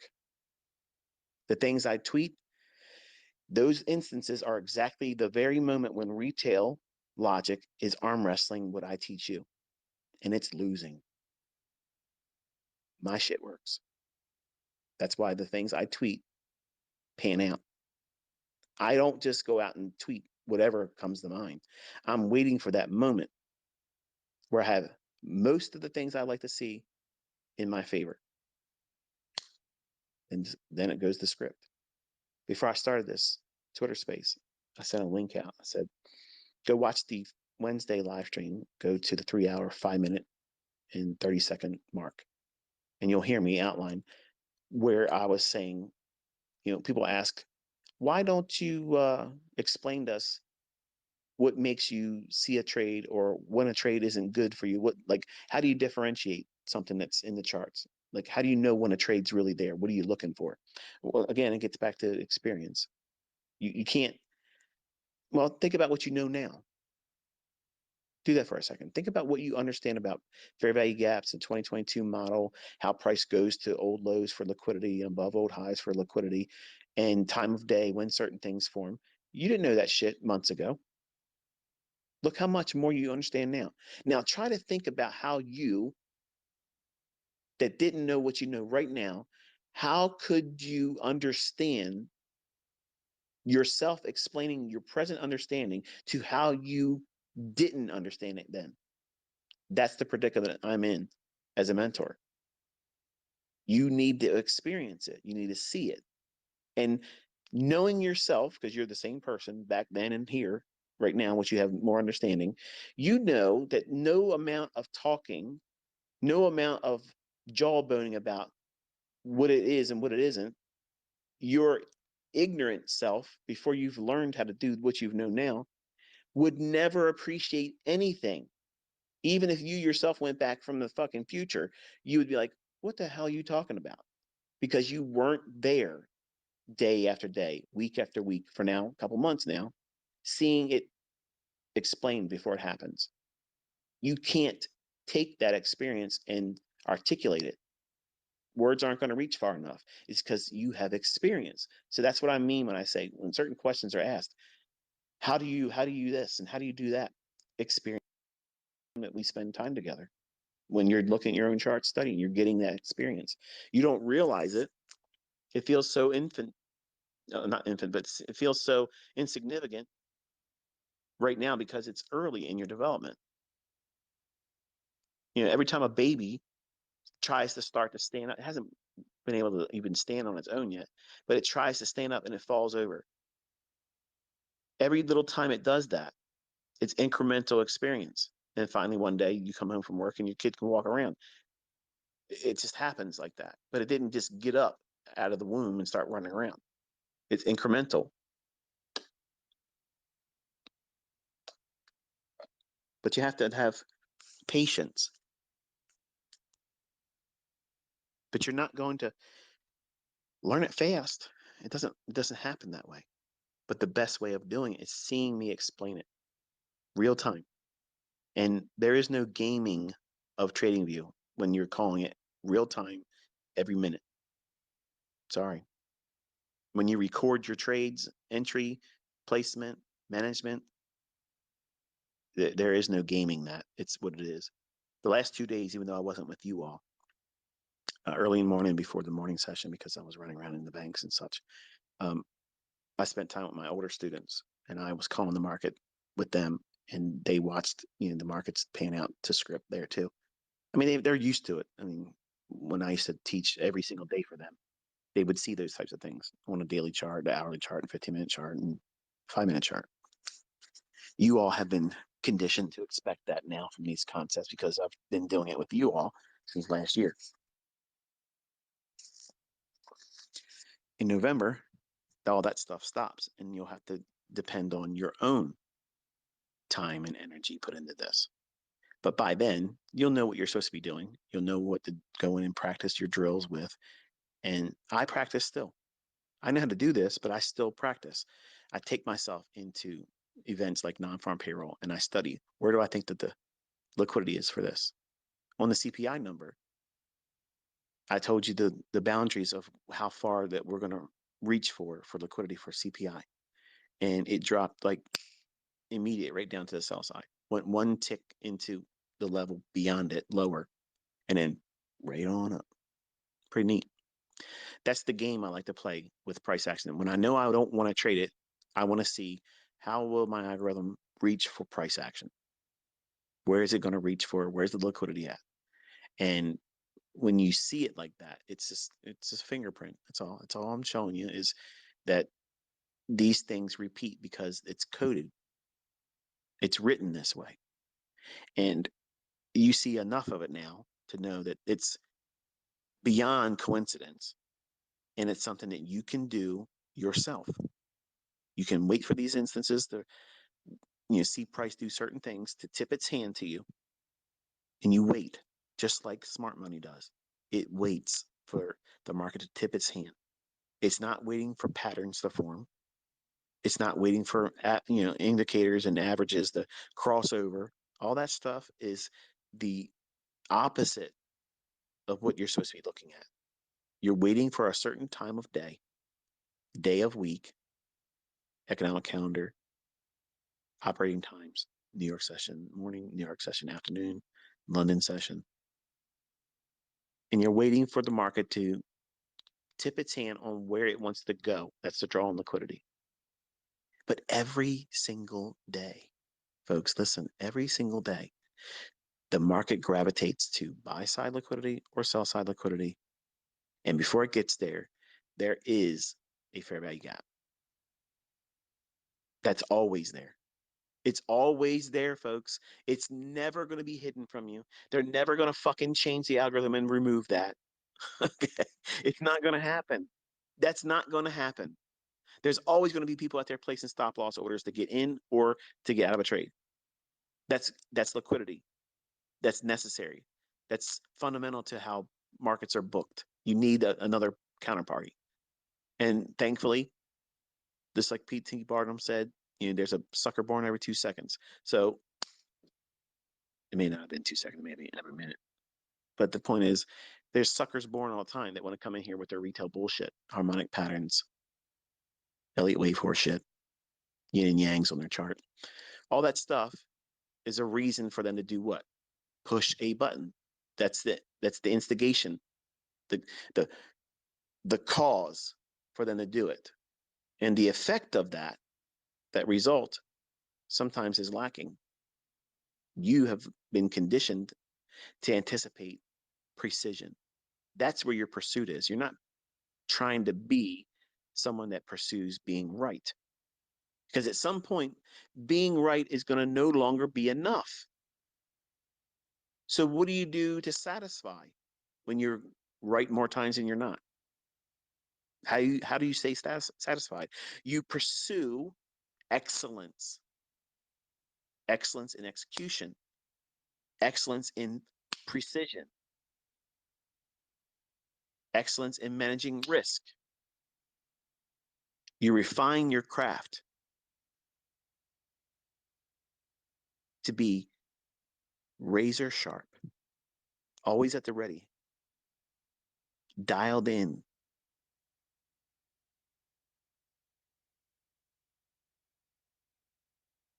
That is the pursuit. That is not, I gotta be right. I gotta be right. When you do everything correctly through your model, the output that you get from that will be easily referred to in hindsight as you did that right. Notice the difference there? You're pursuing something else as the goal. But by doing that, you get what it is that you're trying to do initially as a new trader given to you. You get it as the result. But your pursuit is not to be right. Your pursuit is to follow the model, the logic, the plan, price action, studying what it is that you're doing, and waiting for any kind of input through your watching of price or the experience factor that the analyst is going to come welling up inside of you, speaking to you through your conscience, saying, okay, we're in troubled waters. Okay, I'm feeling a little disoriented right now. I feel that this trade is questionable now. So I'm not going to sit here and waste any time, develop a panic attack. I'm not going to waste mental capital because there might be another opportunity. And if you're bogged down with this, you won't be able to see it. So how do you do it? Half the trade off. And if I can't do half, kill it. Done. Spend 10 minutes doing something else. How hard is that? It's going to feel impossible when you're in it. But you got to remember this lecture now. This is it. This is the standard operating procedure. This is your SOP when the shit hits the fan and you are now in troubled waters and you have lost the plot about the trade. You don't even know what you're supposed to be doing. The stop loss is a problem. The target's a problem. Holding is a problem. You don't want to get out. You don't know what to do. You're like a sailboat out in the ocean with no rudder, wherever the wind takes you. And that could be scary. And it's justified for you if you lose sight of what it is you're doing and you're disoriented for you to feel that way. So the way you gain control, remove risk, half the position taken off, and leave the charts minimum 10 minutes. And I promise you, you'll be able to walk back with a fresh perspective and you're not going to be disoriented. And you might see something in the chart that says, you know what? Everything's okay. And if you get another fair value gap or something else that gets you in to add another partial, you can put back on the part that you just took off. Now, see what I just walked you through? I walked you through how to manage yourself psychologically and emotionally in a time when you will experience this with real money. I promise you, you trade long enough, you're going to have this occur in your trades. The problem is, if you have it frequently occurring or manifesting, you are over leveraging. That's the clearest indication that you're using too much size. If it's hard for you to hold a trade and you're questioning whether you should get out, that is always a factor with over leveraging. So dial it back, go down one size less. And if you still feel that way, go down one size less until you find that sweet spot. In that sweet spot where you put a trade on, you don't care. It might be 2 contracts for ES, it might be just one. And you can build a career on just that. You don't need to build it bigger than that. But once you understand how to pyramid, you can start with one contract. And every time it gives you a opportunity to enter, but not so close to your original entry that it makes it difficult. You can, like for instance, say you want to sell short ES. You sell short at 4,000, hypothetically, and it drops down, it pulls back into a fair value gap that's still bearish at 39.96. Okay, you can sell short one more there. It breaks down, goes into 87, comes back up to 90 into a fair value gap or a bearish breaker. You can add one more there. You're still trading one contract, but every one of these new pyramid entries is a trade in and of itself. And you gradually build up that way, but you're still a one contract trader. You're just adding more incrementally, one contract at a time. That's called pillaring, where you're just adding one to the original position, one, whereas a pyramid is you put your biggest position on first, reduce it, your next entry would be on that, and then reduce that size and then take the next trade. That's a pyramid. That's how you see me do 6 contracts, 3 contracts, 1, and I'm at 10 lot. That's like my bread and butter go-to. That's the thing I'm reaching for. That's why 99% of the trade executions, you see me doing that. Is it advantageous to do it any other way? It's just something that's just me. I can do less, I can do more. It's just I like to have 500 hours per point, and 10 contracts on mini will get you there. But you can go in scaling in with 6, 3, and then 1. And every time I'm adding less while there's profit behind that one. So even if it moves against me, it's not a huge compounded loss. And to understand what I'm saying is if you just go look at my examples I have on Twitter and the few I have on my YouTube channel, when I'm showing you pyramided position building, that is based on I already have equity in the trade, and I'm not going to risk that equity to a point where it's going to make me a larger loss if it goes against me once I have my full position on. But you'll learn all that stuff. We'll be doing all that stuff in the summertime, teaching you how to build pyramids and scaling in and stuff like that. But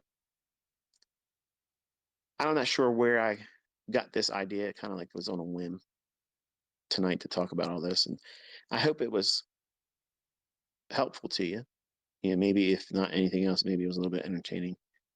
But the things I mentioned in here are real world experiences. I went through it myself, and as a 20-year-old, you tend to think that you know everything when you don't know shit. And I had that moment before, whereas I know a little bit more than the average bear now. But then I really believed I knew everything. I didn't know anything. So when I got these points of panic because I readily recognized that I was in over my head. I was doing trades that I shouldn't have been taking and building up as big as I was doing it. And I wrestled with the whole time I was in the trade. And I couldn't tell you what the price was, even though I was looking at the chart. That's how disoriented I was. And that can happen to you if you're over leveraging. You lose completely every frame of focus, all sound logic, everything completely. It's like you're drunk. And I've never been drunk in my life. But that's what it felt like, you know, looking back and thinking about. Like I was not in the right state of mind. I had no idea what I was doing. And if anybody was to sit down and grab me by my arm and say, "Hey, Michael, listen, this is you need to get out of the trade," I wouldn't I wouldn't take the advice. Like I was completely underwater, drowning, but foolishly keeping my head under the water myself. And that's what you do when you blow your account. You do that. Or it's gambler's numbness, where you just sit there and you press the button. Remember the analogy I used when I went to my first year wedding anniversary, and I was trying just to lose the $100. I just wanted to lose it to be done with it. I could have just said, you know what, I lost $80, $90. I'll put the $10 in my pocket and I'll just grab an ice cream or something with my wife, and there it is. That would have been a better decision. But it doesn't feel like a better decision when you're there because now you're pursuing something, and you don't want your pursuit to be about being right. So hopefully you found something useful in this one tonight. Hopefully I've given you something to work with in terms of managing the psychological demands that we place on ourselves as traders, and when we end up in these deep waters. So I'll talk to you next time. I won't be doing a Twitter space tomorrow, obviously. I did one here tonight. I'm going to enjoy my weekend with my kids and my wife. And I'll be back at it again next Monday, Lord willing. Until I talk to you then. Enjoy your weekend. Be safe.